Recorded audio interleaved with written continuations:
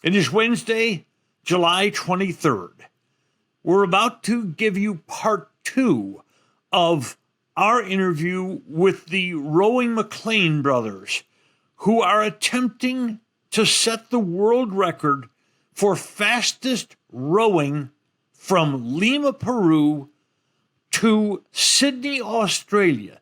That's nearly 9,000 miles. The first part was this past Monday, July 21st. You might want to go back and check that. And then join us next for part 2 of the McLean Brothers.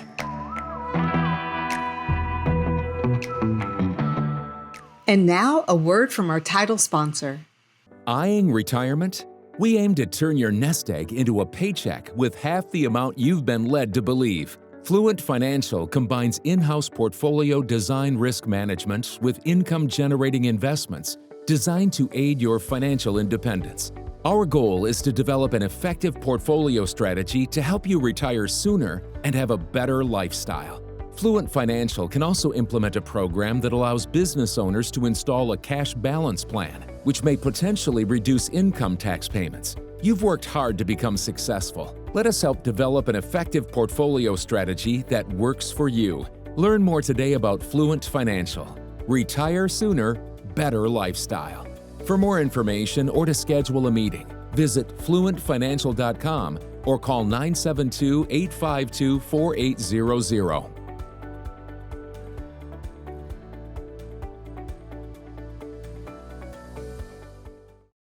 My wife Mary and I donated earlier in the day.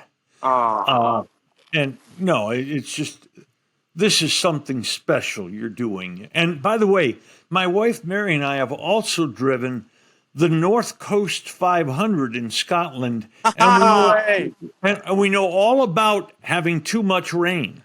Yeah. And midges. Did you have any midges up there?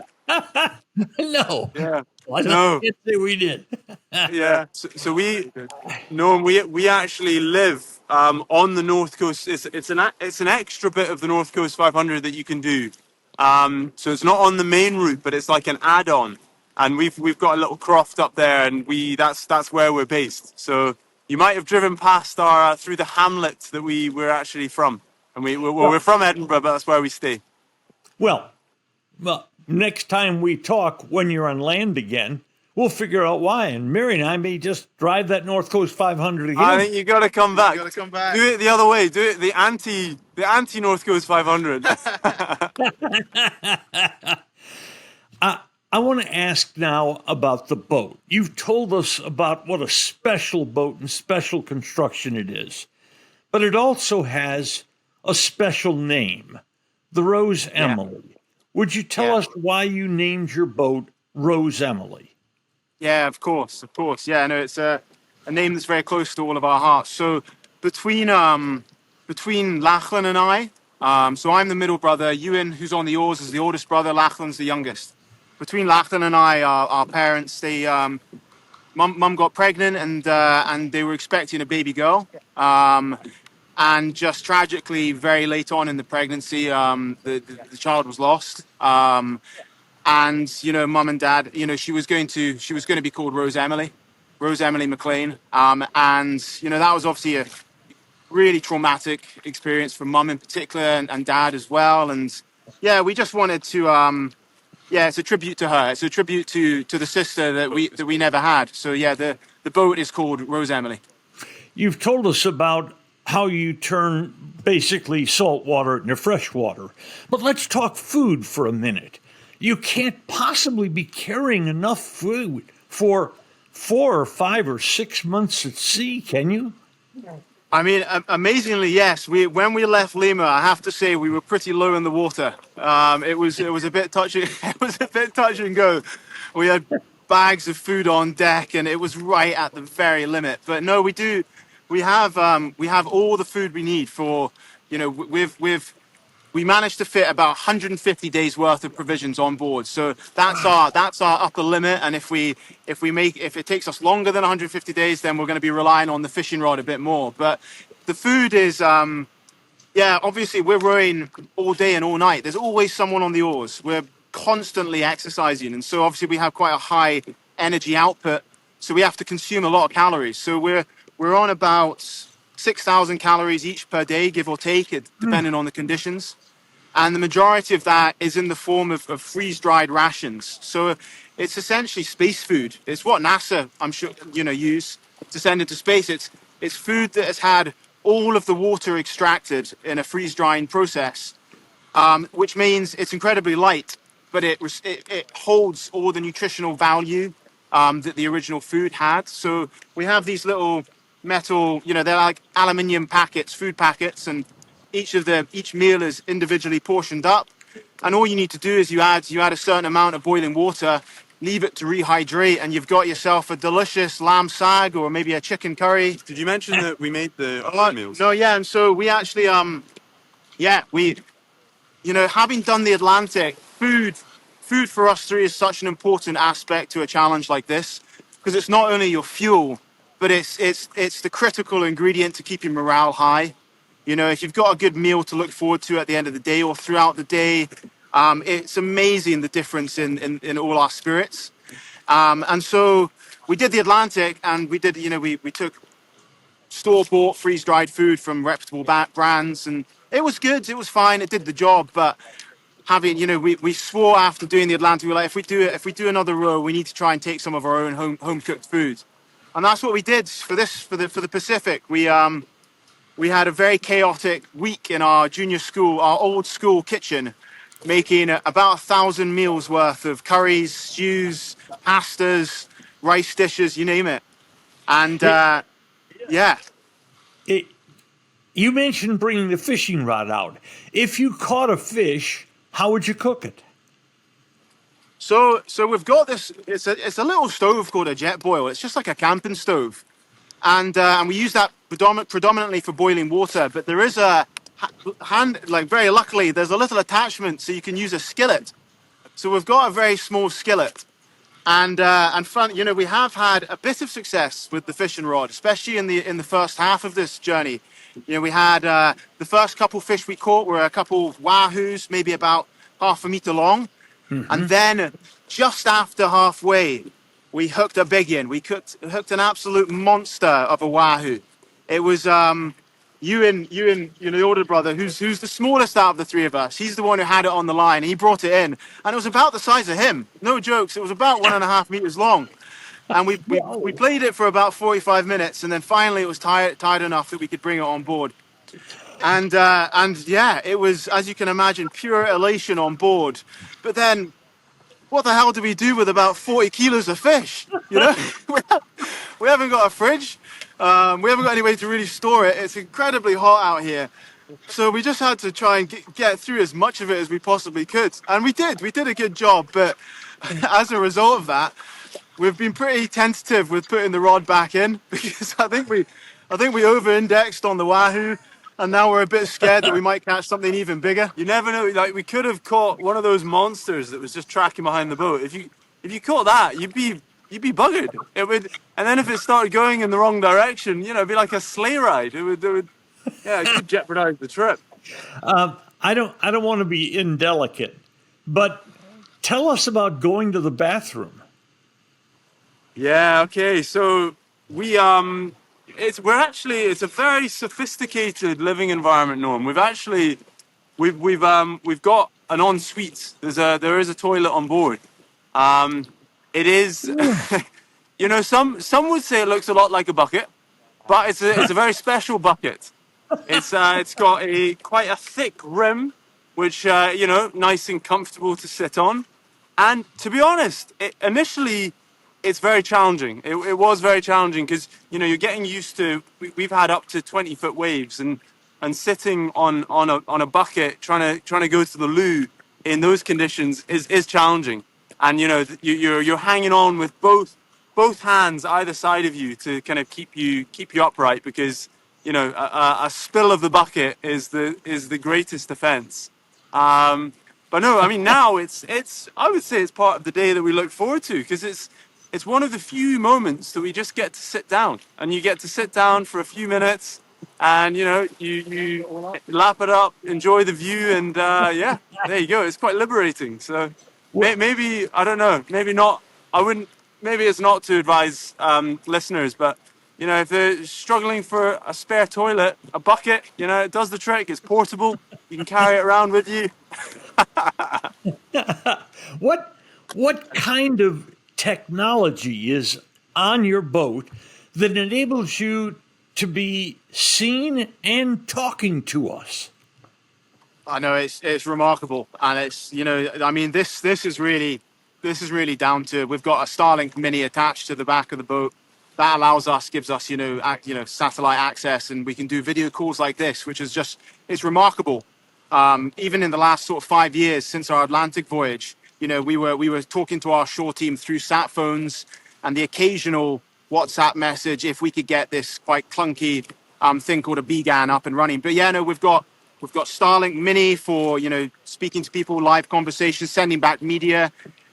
We've got all sorts of other bits of kit on board that are specific to this sort of environment, be it chart plotters, auto helms. We've got a whole host, far too many cameras to try and document the voyage. Try and capture those rare moments of giant waves and huge fish following the boat, things like that. But yeah, no, the boat on the whole is super high tech, and she's been performing incredibly well. What happens if you actually get in trouble out there? Who do you call? Yeah. So, if we were, I think the most likely scenario for that, there's kind of a couple of things. If we had a medical emergency, if one of us had appendicitis or testicle torsion is actually something that is meant that rowers have had to be picked up by vessels. So yeah, that's one thing. Another thing would be if we were getting blown onto a lee shore. We were getting blown onto rocks or a reef or islands. Or what's the other thing? That's kind of it. Battery fire? I don't know. Yeah, battery fire. So it's very unlikely if the battery's caught fire and you. It's counterintuitive, that on a boat you'd have a fire, but it has happened. And what we would do in that scenario, we have a thing called an EPIRB, which is we've got an EPIRB and we've got things called PLBs. So they're essentially it puts out a Mayday signal. So that would go to the UK Coast Guard, and then they would contact our sort of emergency contacts, and then it would be up to them to put a signal out to the nearest vessels to us in the Pacific. And out here, that could be they could be days away. And if the kind of law of the sea is that if a vessel is in distress, you have to go to their aid. So that's how we do it, through our PLBs and our EPIRB. It's a funny thing, because Paradox, isn't it? It's actually, that Mayday situation, abandoning ship is really the last resort, and it's the last thing you want to do, just purely because of the fact that 9 times out of 10, the nearest vessel is going to be a huge shipping tanker. And trying to, these massive tankers compared to our very small 30-foot vessel, which is very delicate, made up of carbon fiber. As you can imagine, trying to bring that up next to it and perform a rescue is a bit of a nightmarish situation, a really last resort. Yeah. Have you had any close calls with ships or whales? Yeah, whales. We've seen a number of whales, but they've all been I'd say at least 100 meters away. We saw some. I think they were humpback whales at the beginning, and then we've seen smaller whales. I think probably minke whales. And we're coming up to, actually, there's a big migration off the coast of Australia, so we're quite looking forward to that. Other boats we've had so off the coast of Peru. There is an issue when you get out of Peruvian waters. There is an issue with it's essentially a form of piracy. They're scallywags, fishing boats. Well, no, they're not fishing boats, but they target fishing boats. And there's been a number of cases of they kind of sit just in international waters on the edge of the Peruvian coast, and will see a fishing vessel and they'll go and there's been deaths and yeah. So we had this in mind, and we had one scare. It was just after we got out of Peruvian waters, and as I said, we've only seen a few boats in the whole crossing. But we saw this. There was a light, and it was Ewan was on shift. It was on a night shift, and he saw the boat of this vessel, and they clocked where it was on the horizon. Sort of took a vague bearing, and then 10 minutes later he turns around again, and it's if when you're going along, you'll probably know this, but if the vessel is maintaining the same bearing from you, so in relation to you, it's at the same bearing. That means that you're on a collision course. But if it's moving, one way or the other, it means that it's going to pass either behind you or in front of you. And this boat was dead on, where it had been before. So Ewan changed our course by about 20 degrees and kept rowing. Looked again, and this vessel had also moved its course in the same direction. So he was just a bit alarmed because he then checked. We've got a chart plotter, and it's a thing called AIS, which it allows you to see other vessels and them to see you. And our AIS was on, and our light was on, and we were very visible. But this boat wasn't on AIS, and a bit, it's unusual. So he kind of suddenly thought, right, we need a change of tack. We need to go completely anonymous in case this is one of these pirates. And yeah, I think the boat passed, within about kind of 100 meters, which when you're in a huge ocean like this, that's it's very close to come to another vessel. It was probably just a fishing vessel, to be honest, that they just didn't have the AIS on. But that was probably the closest call and the most kind of dramatic. I considered you all and saw video and saw pictures, but I want to ask you about the other half of the day. What's night like out there on the ocean?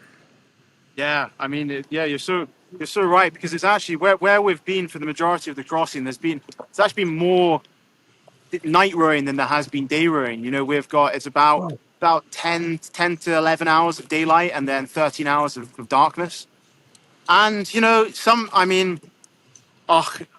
wouldn't say it's as enjoyable as the day.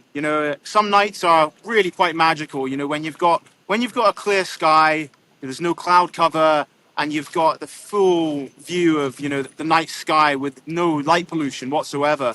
And then a full moon rises and completely floods the boat with light, and it's really quite magical. But at the same time, if you've got heavy cloud cover, it's so dark.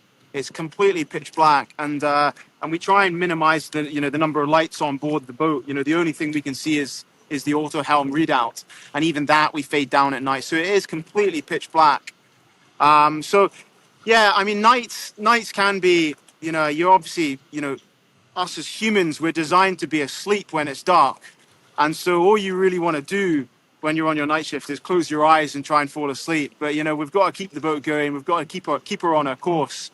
So, yeah, the nights have been mixed. I'd say on the whole, really, really challenging and hard to get through. But it's part of a challenge like this. Have you encountered, well, you mentioned 20-foot waves, so I'm going to stop right there. That sounds like severe weather to me. Yeah. I mean, that was in the anticyclone. We've had probably a few occasions of waves about that size, but it was it's to be honest, Norm, it's actually some of the funnest conditions, or it can be some of the best conditions, because if the waves are going with you, this boat is designed to be like a giant surfboard. So it's not got a keel. We've got a little dagger board that we can put in and then take out. But when you're rowing downwind, you've got the waves behind you, and you take out the dagger board, and you can get the boat up into the plane. So you can actually surf these waves. And so we've had occasions of surfing, a couple 100 meters, which is really good fun. The issue with the anticyclone, the big storm we had, was we had the waves behind us and we were surfing, but then every now and then we had these rogue waves coming in from either side, and you just never knew, you never know when it's going to come. And you'd be up in the plane, moving at about 20 miles an hour down the side of this massive wave, and then suddenly you'd be like a, like you've been shot in the side of the boat. A rogue wave just crashes into the side, you lose all your momentum, and suddenly you're kind of side onto the wave. So yeah, the anticyclone was less fun, but those big conditions, big surfing conditions, can be really fun. Less fun. I Yeah, probably would have used another phrase, quite honestly. not fun. Is that when Jamie got knocked overboard? It was actually Lachlan. Yeah, it was actually What are you Lachlan talking?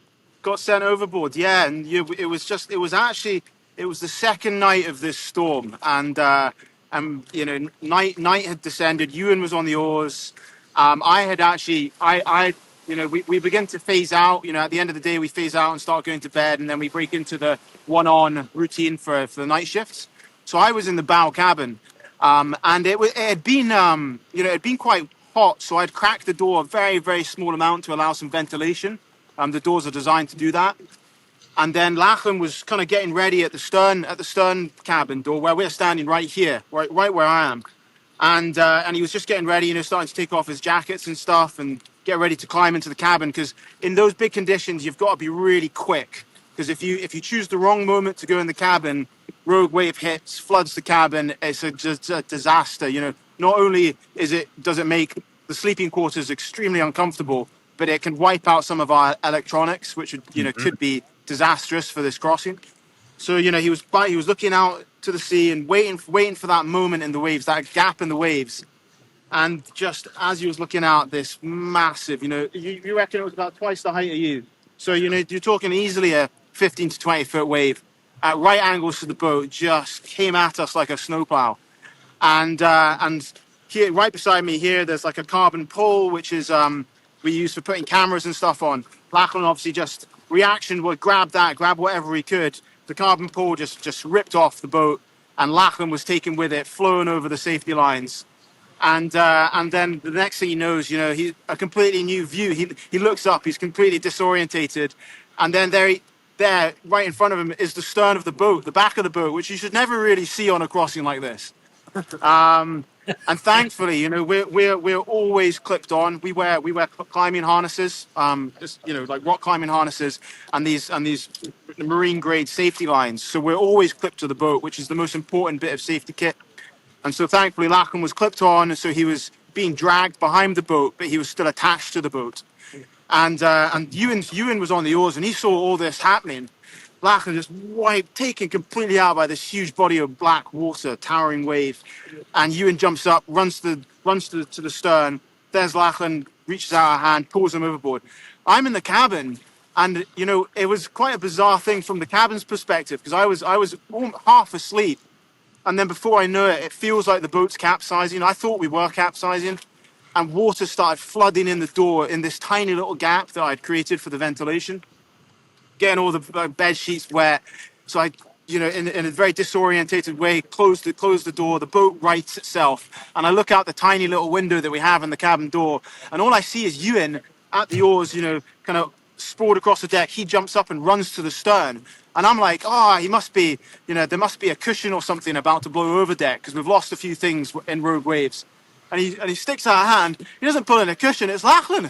He's like, Lachlan's blown overboard. My God. And I just went back to bed, to be honest. So, once this is completed, is there a next rowing challenge? Well, our kind of main priority, as we mentioned, the goal is to raise £1 million, and we're currently at about 200,000, and it's starting to gather really good momentum. But the first priority for us is going to be hitting that target.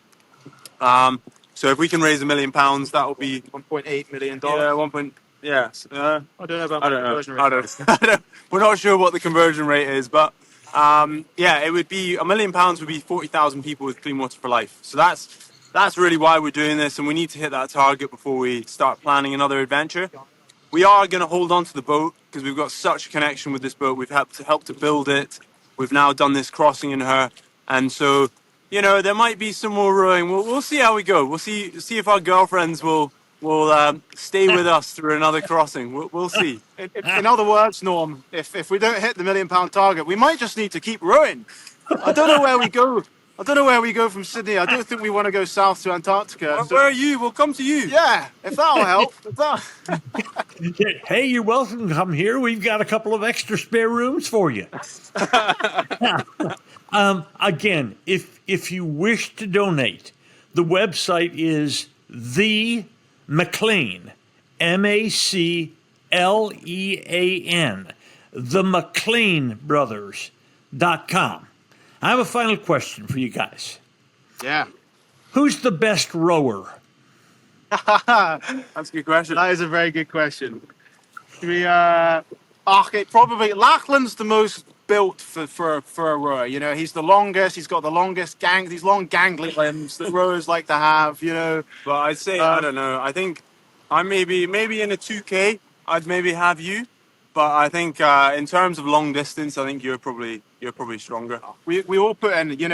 It's a funny thing, ocean rowing, because it's quite dissimilar. It's not that similar to river rowing in the sense that you're never really getting a perfect stroke. So the perfect physique to be an ocean rower, it's a mix.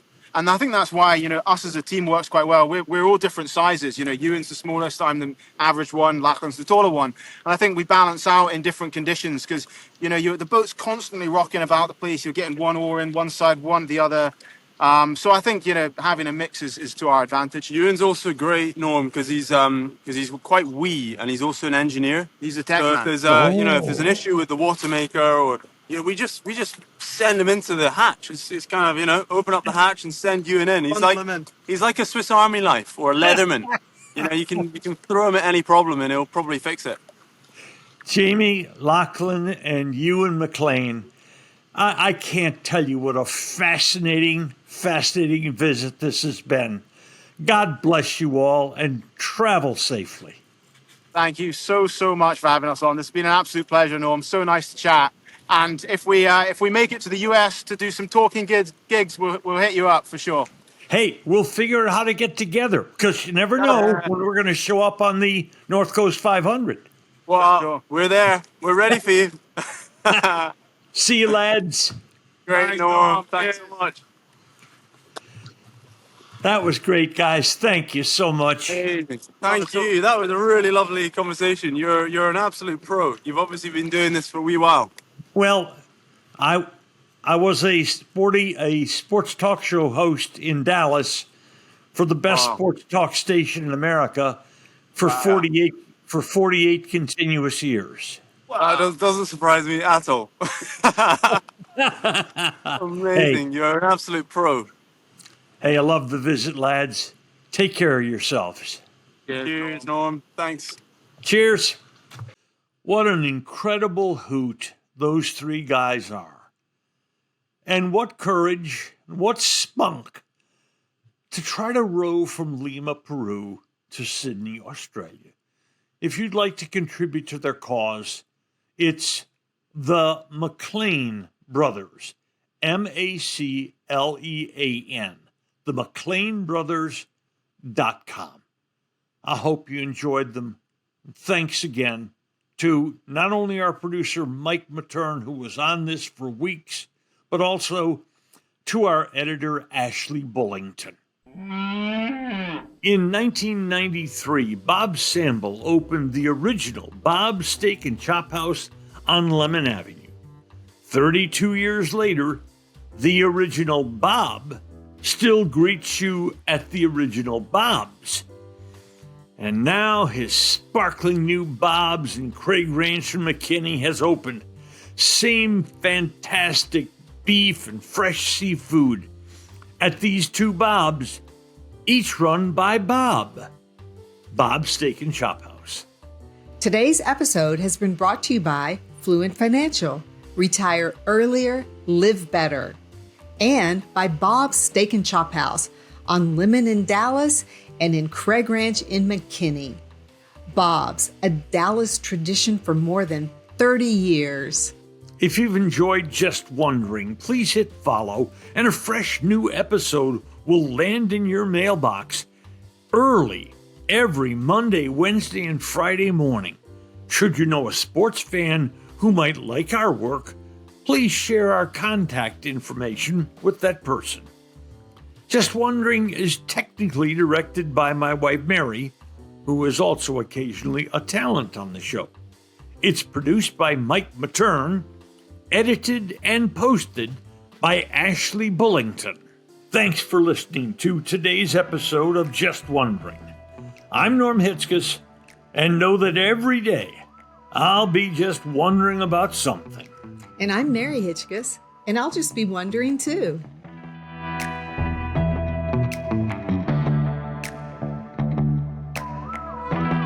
This is a Stolen Water Media production.